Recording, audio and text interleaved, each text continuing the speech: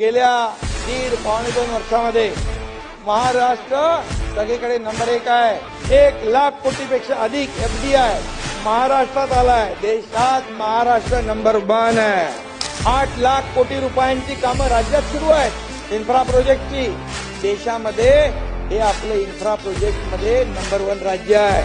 त्याचबरोबर income tax, GST आणि GSDP मध्ये पण आपला महाराष्ट्र नंबर 1 आहे। निर्यातीमध्ये, स्टार्टअप मध्येही आपला महाराष्ट्र नंबर 1 आहे। आणि देशातील सर्वाधिक लांबीचा अध्यक्ष महोदय सागरी सेतू आपण उभारला, तिथेही महाराष्ट्र नंबर 1 आहे।